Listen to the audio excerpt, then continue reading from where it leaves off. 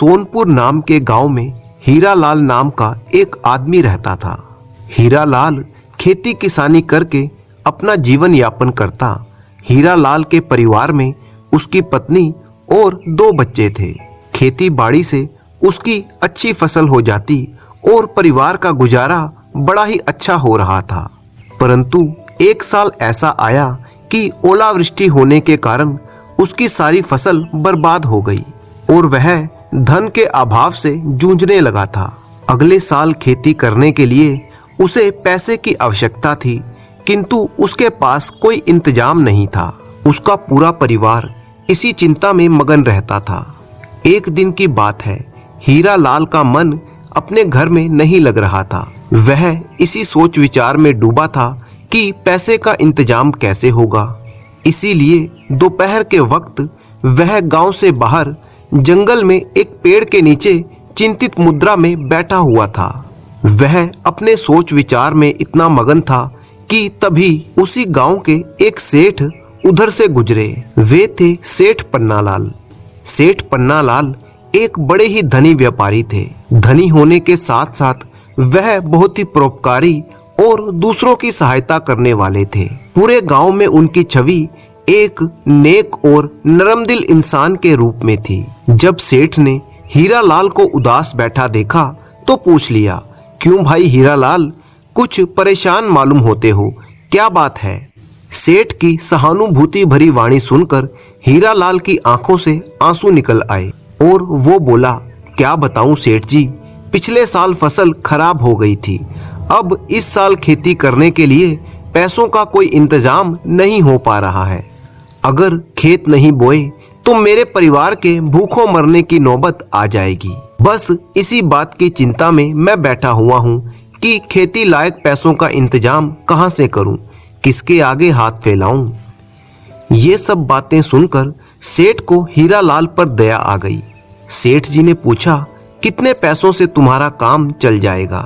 हीरालाल बोला, बस 1000 रुपए मिल जाते तो मेरा काम हो जाता। सेठ ने जेब से 1000 रुपए निकाले और हीरालाल के हाथ में देते हुए बोले, ये लो 1000 रुपए और अपने खेत समय पर बो।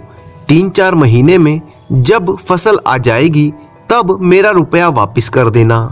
हीरालाल रुपए हाथ में लेते हुए हाथ जोड़कर बोला, आपकी बड़ी ही मेहरबानी सेठ जी, मैं फसल आते ही सबसे पहले आपके रुपए ब्याज सहित चुका दूंगा।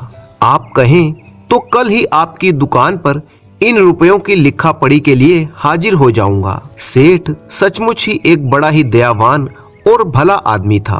वो बोला, तुम कौन सा साल 2 साल के लिए रुपए ले रहे हो?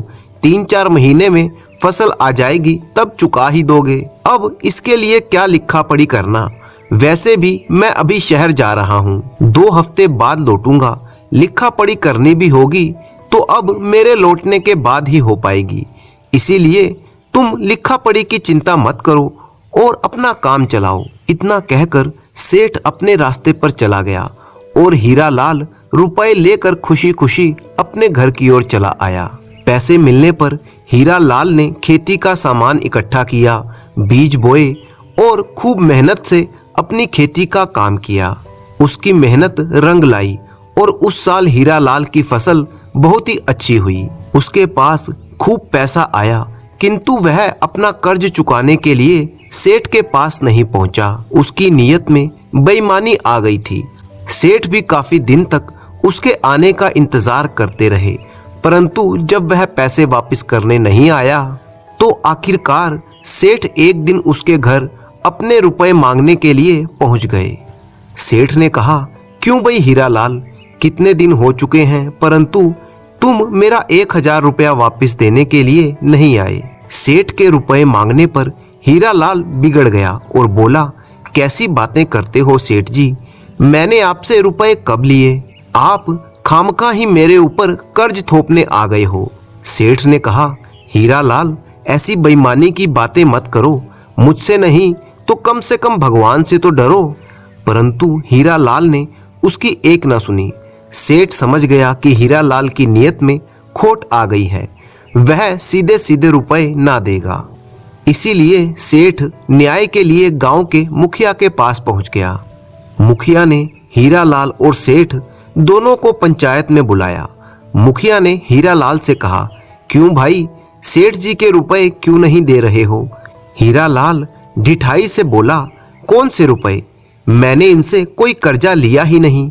अगर इनके पास कोई गवाह है, सबूत है या कोई लिखा पढ़ी की है तो ये सबके सामने दिखाएं तो मैं मान जाऊंगा। सेठ बोले, गवाह, सबूत या लिखा पढ़ी इसीलिए नहीं है क्योंकि मैंने इन्हें जहां पर रुपए दिए थे वहां मेरी दुकान नहीं बल्कि जंगल था।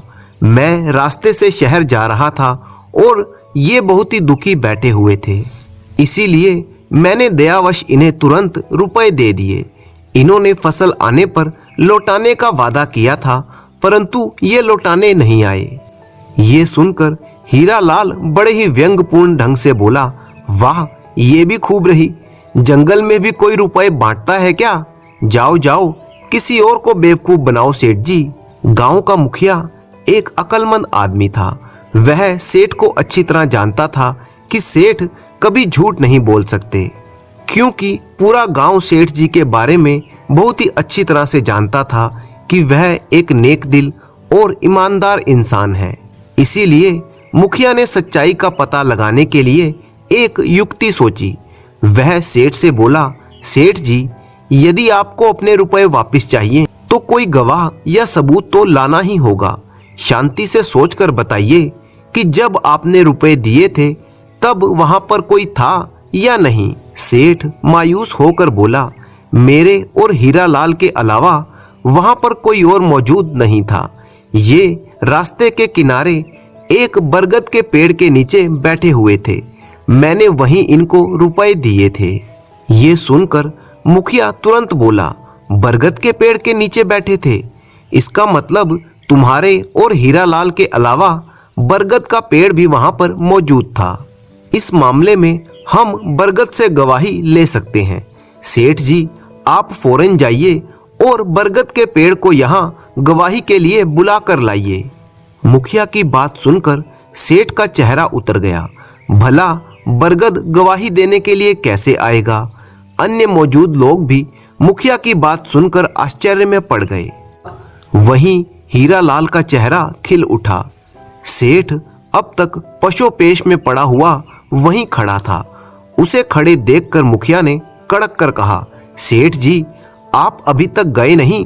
जल्दी से बरगद के पास जाइए और उससे कहिए कि मैंने उसे गवाही के लिए पंचायत में बुलाया है। सेठ बेचारा बुझे मन से बरगद के पेड़ को बुलाने के लिए जंगल की ओर चल दिया। हीरालाल मन ही मन में प्रसन्न हो रहा था कि अब तो सेठ को रुपए देने ही नहीं पड़ेंगे।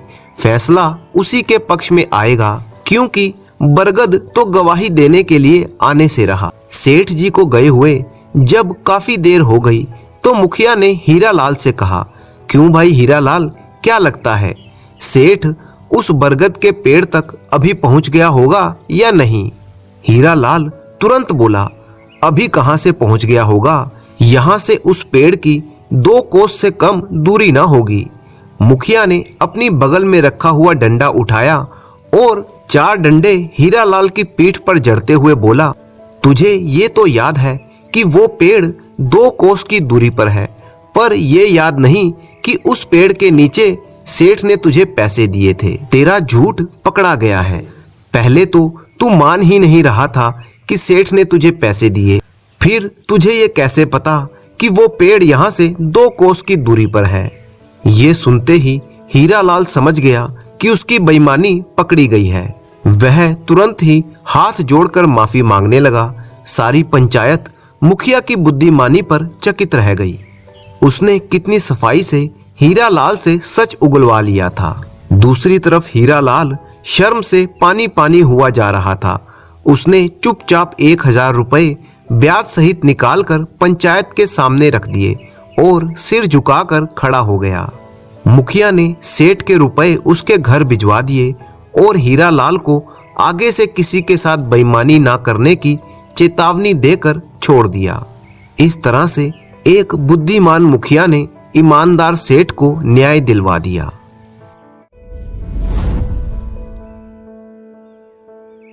रतनपुर गांव में एक बहुत ही गरीब ब्राह्मण रहता था। उसके लिए 2 जून की रोटी जुटाना भी बहुत ही कठिन था। ऐसे ही दिनों में घर में ऐसी जरूरत आ पड़ी जिसे टालना मुश्किल था। वो ब्राह्मण महाजन के पास गया और ब्याज पर 200 रुपए उधार ले आया। महाजन ने भी बिना किसी जमानत के उसको रुपए दे दिए। दिन बीतते गए, चाह कर भी वो ब्राह्मण महाजन का पैसा वापस नहीं कर पाया। सूद बढ़ता गया।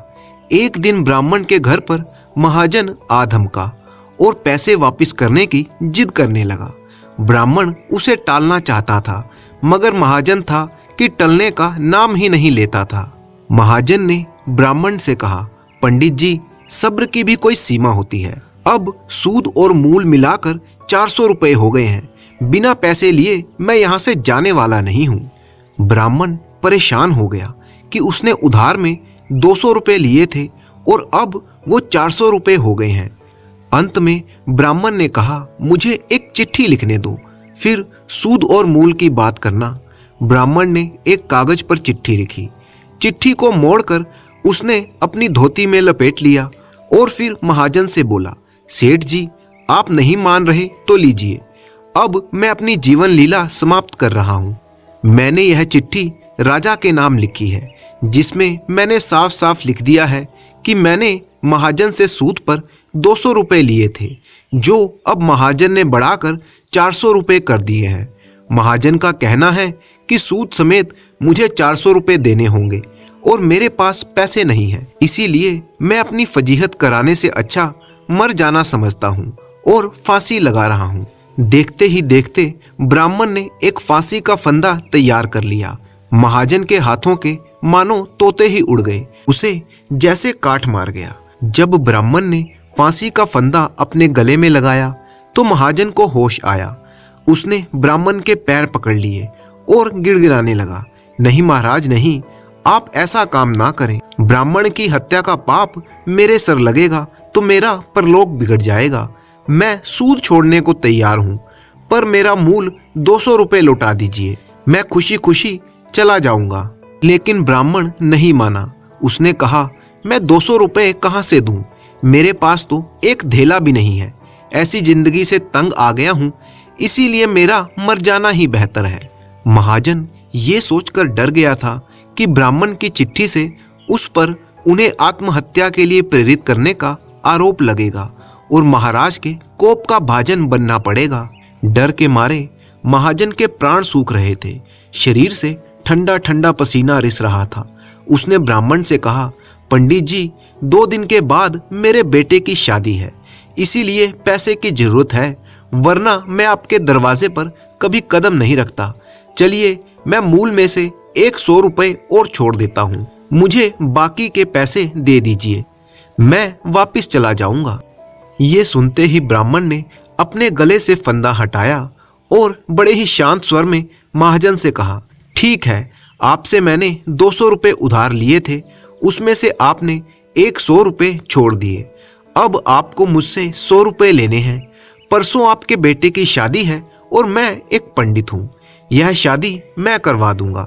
51 रुपए शादी करवाने के, 21 रुपए तिलक के, 21 रुपए नवग्रह शांति के और 21 रुपए गांठ बांधने के लिए, यानी कुल 114 रुपए बनते हैं। आप यह मान लीजिए कि आपने मुझे पंडिताई के लिए 100 रुपए पेशगी दी है। विवाह संपन्न हो जाने के बाद आप मुझे 14 रुपए दे दीजिएगा। अब आप जाइए और विवाह की तैयारी कीजिए। आपका और मेरा हिसाब बिल्कुल बराबर हो चुका है। बेचारा महाजन चुपचाप वहां से चला गया और ब्राह्मण के चेहरे पर मुस्कान खेलने लगी। ब्राह्मण ने बड़ी ही चतुराई से अपना ऋण आधा करवा लिया था। इसके बाद समय बीतने लगा। ब्राह्मण की पंडिताई अब अच्छी चल निकली। उसने काफी धन अपने पास जमा कर लिया था। जमा करते करते जब ब्राह्मण के पास 500 रुपए हो गए तो उसने सोचा, इतना धन घर में रखना ठीक नहीं है, इस धन को साहूकार के पास जमा करवा देना चाहिए। जब मेरी बेटी की शादी होगी तब ये पैसे काम आएंगे। ये सोचकर ब्राह्मण जी फिर से उसी साहूकार के पास पहुंचे। साहूकार ब्राह्मण जी को अपने पास आया देखकर एक बार तो हैरान हो गया, परंतु जब उसे पता चला कि ब्राह्मण अपनी रकम उनके पास जमा करवाना चाहता है तो उसकी बाछें खिल गई। मन ही मन वो ब्राह्मण से बदला लेने की योजना बनाने लगा, परंतु ब्राह्मण जी ने यह सोचा भी नहीं था कि साहूकार के मन में किसी तरह का कोई वैर भाव है। वे साहूकार को अपनी धनराशि जमा करवाकर घर वापस लौट आए। देखते ही देखते समय निकलता गया और ब्राह्मण जी की बेटी शादी योग्य हो चुकी थी। ब्राह्मण ने अपनी बेटी के लिए योग्य वर देखना शुरू किया। उन्हें अपनी पुत्री के लिए एक लड़का पसंद भी आ गया, जिसके बाद पंडित जी साहूकार के पास अपने पैसे लेने के लिए पहुंच गए, परंतु साहूकार तो इसी मौके के इंतजार में पहले से ही बैठा था। जब ब्राह्मण ने साहूकार से अपने पैसे मांगे तो साहूकार ने उसे पैसे देने से इनकार कर दिया और कहा, मेरे पास आपके कोई पैसे जमा नहीं हैं। आपके पास क्या कोई सबूत है कि आपने मेरे पास पैसे रखे थे? क्या आपके पास कोई लिखित प्रमाण है? साहूकार की ये बातें सुनकर पंडित जी परेशान हो गए और वे समझ जाते हैं कि साहूकार ने उनके पैसे हड़प लिए हैं। एक दिन पंडित जी मंदिर से वापस लौट रहे थे, तब उनके दिमाग में एक विचार आया कि उस साहूकार की शिकायत राज्य के कोतवाल से करनी चाहिए।